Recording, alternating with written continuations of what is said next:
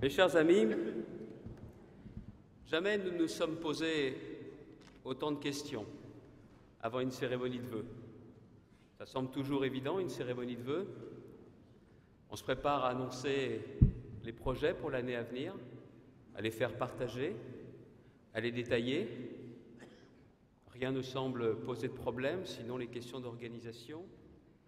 Et là, pourtant, cette année, nous nous sommes posé une question. Fallait-il annuler ces vœux ou fallait-il maintenir ces vœux?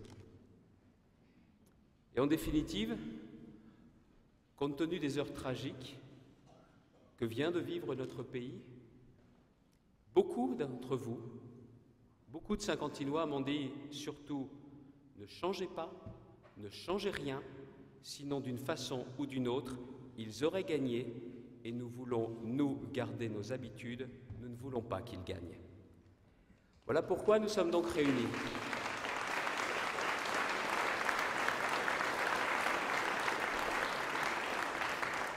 Vous êtes nombreux ce soir, vous êtes beaucoup plus nombreux que celles et ceux qui nous ont dit qu'il fallait changer, qu'il fallait casser nos habitudes. Et pourtant, vous me permettrez de le dire, les vœux ce soir ne seront pas tout à fait les mêmes. Parce que vous, comme moi, comme tous mes collègues qui sont autour de moi, nous savons pertinemment qu'il y aura un avant et un après ce 7 janvier. D'une certaine façon, ce 7 janvier, c'est notre 11 septembre. Il y a eu un avant, il y a eu un après. Notre pays vient de vivre, je l'ai dit, des heures tragiques, avec une horreur telle qu'elle bouleverse chacun au plus profond d'entre nous. Mais il n'y a pas eu de panique. Nous sommes sous le choc, nous sommes toujours sous le choc depuis mercredi. Nous le sommes d'autant plus que s'il y a eu un dénouement, ce dénouement est tragique. Et je suis certain que je me ferai votre porte-parole en disant que mes pensées vont aux victimes, aux familles et à leurs proches. Journalistes, caricaturistes, policiers, ce sont ceux qui incarnent notre liberté, celle de la France. Ce sont ces valeurs qui ont été visées. Tout doit être mis en œuvre, tout, pour garantir toujours, tout le temps, partout, cette liberté et combattre fermement quiconque voudrait la remettre en cause. Je n'ai pas l'impression d'égorger quelqu'un avec un feutre. C'est ce que disait Charb. Et pourtant, c'est une arme, mais une arme précieuse, que la satire et la liberté d'expression pour combattre toutes les intolérances, tous les fanatismes, tous les extrémismes. Comme vous, j'ai goûté ces caricatures qui, depuis mercredi, fleurissent, celles où on voit notamment un crayon qui est brisé par une balle, mais dont les deux bouts de ce crayon deviennent en définitive à nouveau un crayon bel et bien taillé, qui saura écrire et qui saura dessiner. Et c'est cela, je crois, la seule réaction qui s'impose dans notre démocratie, user au maximum de notre liberté, de cette liberté d'expression pour à la fois défendre la République et faire progresser la République. La caricature, comme disait Tinius, c'est bien un témoin de la démocratie. Alors il faut lutter contre cet écueil de facilité nuisible à tous et de faire en sorte, comme le disait encore Charb, en France, la liberté d'expression n'est pas assez utilisée par ceux qui ont l'occasion de s'en servir. Et il y a Cabu. Cabu qui ajoutait « Il n'y a pas de limite à l'humour, qui est au service de la liberté d'expression, car là où l'humour s'arrête, bien souvent, la place est laissée à la censure ou à l'autocensure. Rendons-leur hommage en montrant combien nous sommes capables d'user de cette liberté et de la protéger. C'est ainsi que ce soir, comme des millions et des millions de Français depuis mercredi, nous serons Charlie.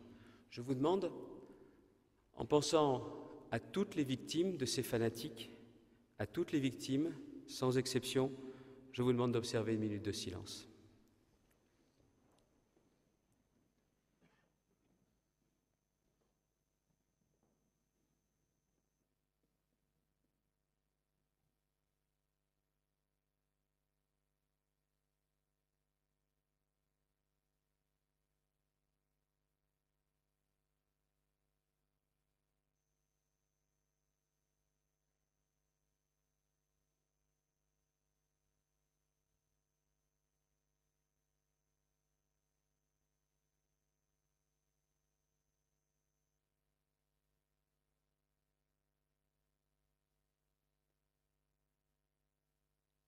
Je vous remercie. Ces journées nous ont marqués. Elles ont créé dans tout le pays et dans toute la ville un élan de solidarité et d'unité palpable. Palpable mercredi soir lors du premier rendez-vous qui était organisé place de l'Hôtel de Ville, comme hier lors de la minute de silence partagée dans tout le pays qui était organisée ici chez nous devant la mairie. Les témoignages de tous, des responsables publics, des représentants des cultes, de la société civile, des anonymes aussi, ont bien montré ce sentiment d'unité, car c'est cela aussi la vie d'une ville. Il y a ces moments de tristesse partagée, comme ceux de bonheur commun ou la conscience commune que nous avons réellement des choses à vivre ensemble, des choses à dire ensemble. J'ai souhaité donc ce soir que cette cérémonie soit sobre. Elle n'aura pas l'ambiance habituelle, vous le comprendrez, mais j'ai souhaité aussi que l'on puisse se retrouver et se rassembler pour montrer que nous faisons bloc. Aujourd'hui, c'est un moment d'unité nationale où nous nous apercevons qu'il y a quelque chose de plus grand et de plus fort que nos différences, que nos références partisanes, que nos confessions. C'est le sentiment d'appartenir à un même peuple, un peuple libre, à une nation fière et à une république qui sait aussi qu'elle doit en permanence relever de grands et de vrais défis. Et à Saint-Quentin, nous montrons cet exemple. Et je veux vous dire combien je suis fier d'être votre maire et de pouvoir me rendre compte que notre ville sait réagir comme elle a su le faire par le passé. Il y aura un avant et un après, je l'ai dit, mais il faut bien voir également que nous avons besoin de nous remettre en question et de comprendre que ce qui est en cause, c'est la liberté. Car nous ne sommes pas comme eux, aucune mort ne peut nous réjouir. Mais une chose est certaine, c'est que ce qui se jouera dans les semaines, dans les mois, dans les années qui viennent, j'en suis convaincu, ce sera leur liberté ou la nôtre. Alors en tout état de cause, je vous le dis, moi je préfère notre liberté. Je sais que beaucoup... Je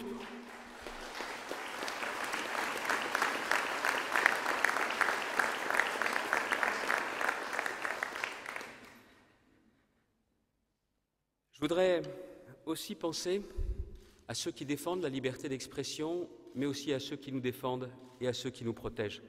Aujourd'hui, nous en avons encore eu la preuve. Les forces de l'ordre qui ont payé un tribut depuis mercredi, que ce soit les policiers nationaux, les policiers municipaux, ceux qui portent l'uniforme, quand ils quittent leur domicile le matin, sont quand même moins assurés que les autres de pouvoir rentrer sains et saufs. Ils en ont fait la preuve. Je voudrais aussi rendre hommage aux forces de l'ordre, à celles et ceux qui nous protègent au quotidien.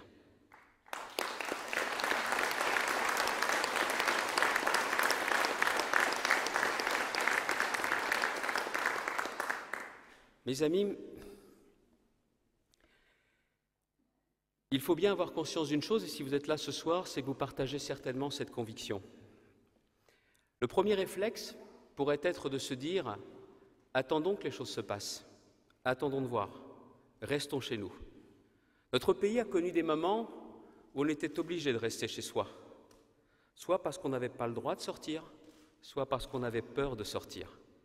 Et ce qui se jouera dans les années qui viennent, c'est tout simplement de savoir si nous sommes capables de faire bloc et de faire en sorte que personne ne remette en cause notre mode de vie.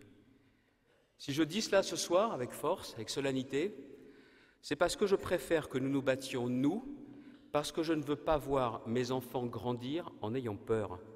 Je ne veux pas que vous voyiez vos enfants et vos petits-enfants grandir en ayant peur.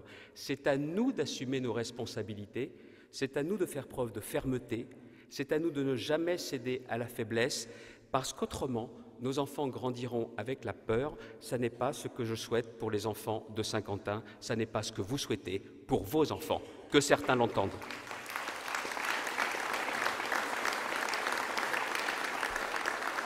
En définitive, celui qui résumait tout cela, c'était Charb, le directeur de Charlie, qui disait « Je préfère vivre libre qu'à genoux ».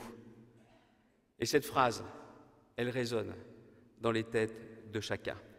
L'unité nationale est là aujourd'hui, L'unité nationale est un bien précieux que nous savons parfois retrouver dans des moments extraordinaires.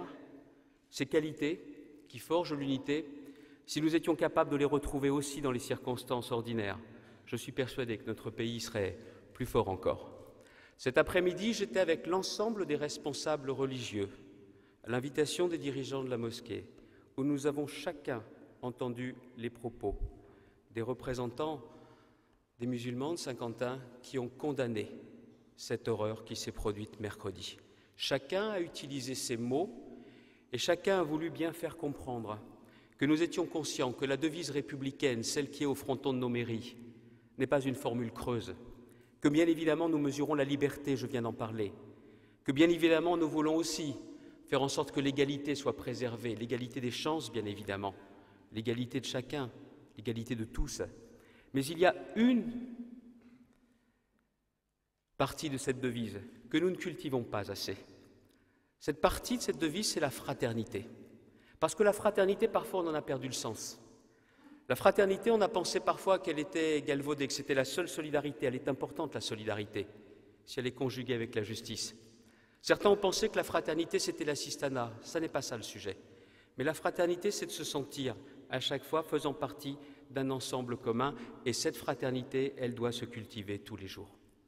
Alors, je sais que j'aurais dû vous parler des projets de Saint-Quentin ce soir, je le sais. Je sais que j'aurais dû vous dire, dans le détail, avec beaucoup de précision, comment nous allons continuer à relever les défis. Parce que, au-delà de ces événements qui sont marquants, au-delà de ces événements qui engagent notre mode de vie, au-delà de ces événements qui pourraient remettre en cause notre liberté, notre façon d'être français, je sais aussi que pour certains, l'horizon est celui de l'activité économique. Est-ce que nous allons garder notre emploi? Est-ce que les enfants vont en trouver un? Je peux vous garantir que tous les projets qui ont été engagés, tous les projets qui ont été validés par les Saint-Quentinois en mars dernier, verront leur réalisation. Que ce soit sur la zone d'activité de Pontoise avec 120 emplois, que ce soit l'extension d'entreprises comme Condi Plus avec plus de 40 emplois, que ce soit les projets de commerce sur la rue d'Ille, je l'avais promis, ceci verra le jour, que ce soit les projets sur la robot numérique où 100% de nos jeunes qui seront dans ces formations auront un emploi, ça n'est pas moi qui le dis, ce sont les spécialistes qui sont venus à Saint-Quentin et qui ont montré qu'ils avaient confiance dans notre territoire. Tout ceci verra le jour.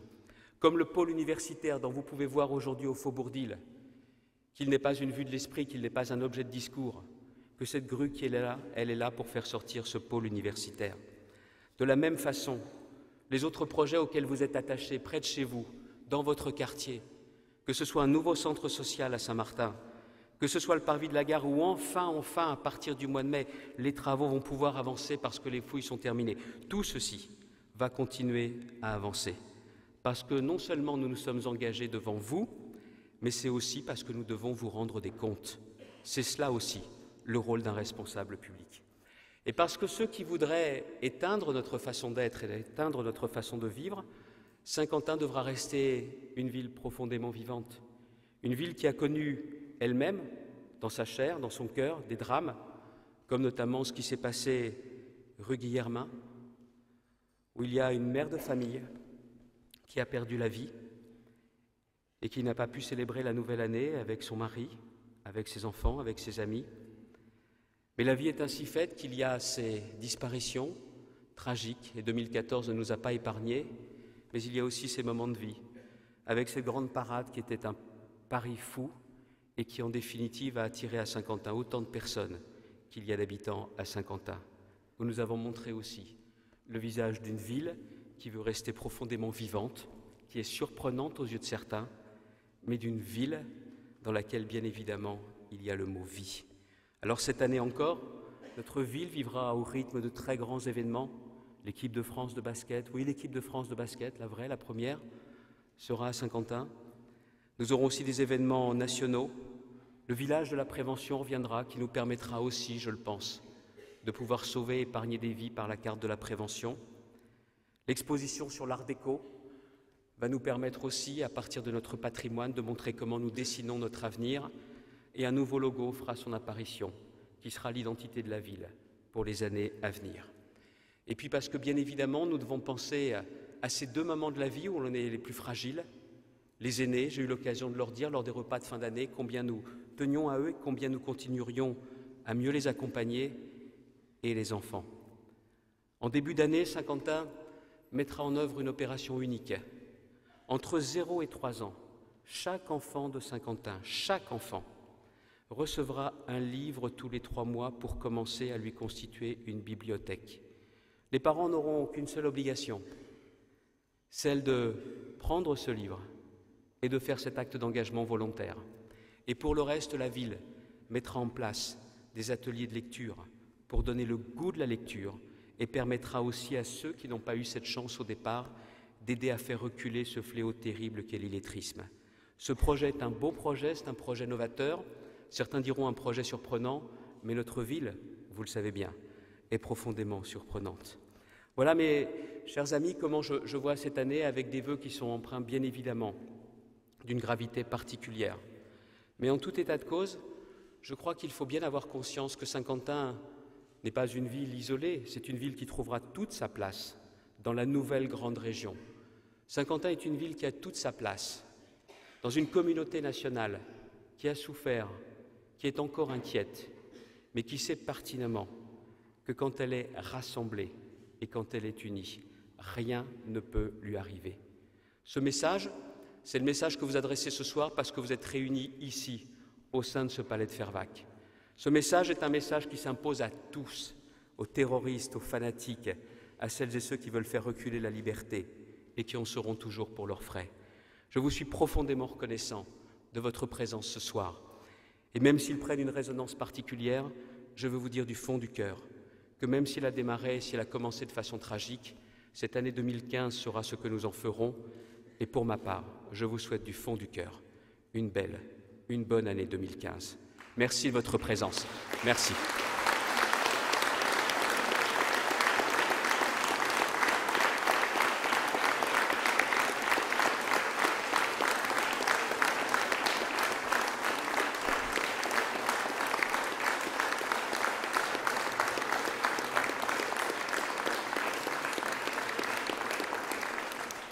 Je sais que ça n'est pas dans les habitudes, mais je pense que ce soir, il y a un hymne qu'il sera bon d'entendre résonner au palais de Fervacques. Cet hymne, c'est l'hymne national, c'est la Marseillaise.